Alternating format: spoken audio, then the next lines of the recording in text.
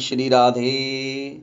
सज्जनों, आज मैं आपको संत तुलसीदास जी की कथा भगवान को कैसे प्राप्त उन्होंने किया, ये मैं सब आपको बताता हूँ।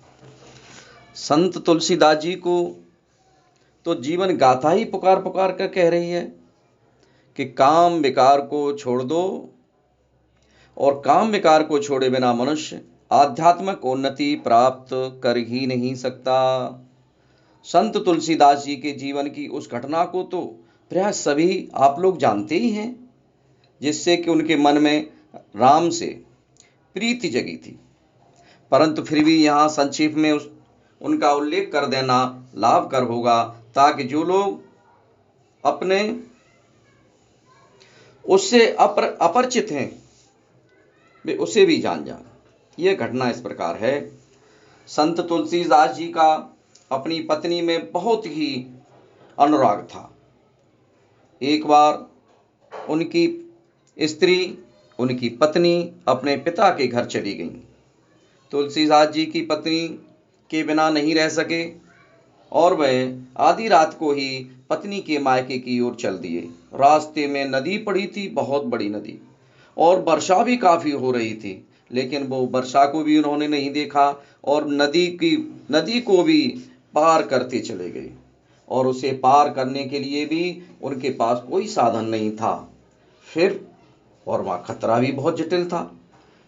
फिर तुलसीदास जी ने बड़े परेशान थे और पत्नी के मिलन की धुन सवार थी। वह वहां पहुंचे बिना रह ही नहीं सकते थे। इतने में उनकी दृष्टि नदी में बहते हुए एक मुर्दे पर पड़ी। कहते हैं कि वो उस मुर्दे पर जाकर बैठ गए और पार उतर गए। जब वह अपने ससुराल पहुंचे तो द्वार बंद था, परंतु स्त्री के कमरे से एक सांप लटक रहा था। वे उसे रस्सी समझकर उसी को पकड़कर उसके ऊपर चढ़ गए और उन कमरे में चले गए जहां उनकी पत्नी थी। जब वे स्त्री के सामने पहुंचे तो वह आश्चर्यचकित रह गई और उनकी पत्नी ने कहा, आप इस समय कैसे आए? तब तुलसीदास जी ने उन्हें सारी कहानी कह सुनाई और वह बोली, आश्चर्य है, इस हाड़ मांस और रक्त कप से परिपूर्ण शरीर के लिए आपने इतना खतरा मोल ले लिया और आधी रात को चले आए। क्या कहने, धन्य है प्रभु। आपको लोक लाज भी भूल गई। इससे आपको क्या मिलेगा? इससे तो आपको जीवन का क्षय ही होगा। ओहो, यदि आपकी ऐसी प्रीति राम से होती तो आप संसार में तर जाते। यह बात तुलसी जी दास जी को मन को लग गई। उसी समय उन्होंने अपने पत्नी को धर्म की माता के रूप में माना और चल दिए। उसके बाद देखिए उन्होंने कैसी भक्ति की।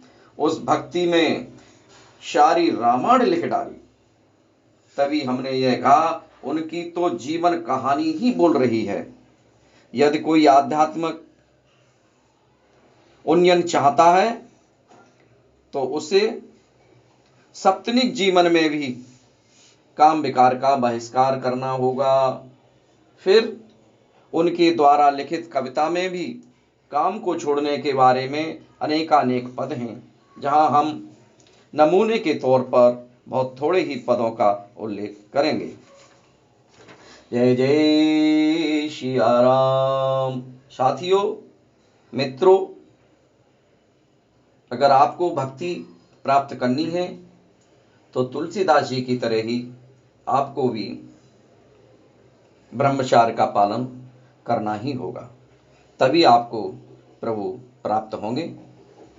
और मैं आपसे निवेदन करूंगा कि आप मेरे चैनल को सब्सक्राइब करें, लाइक करें और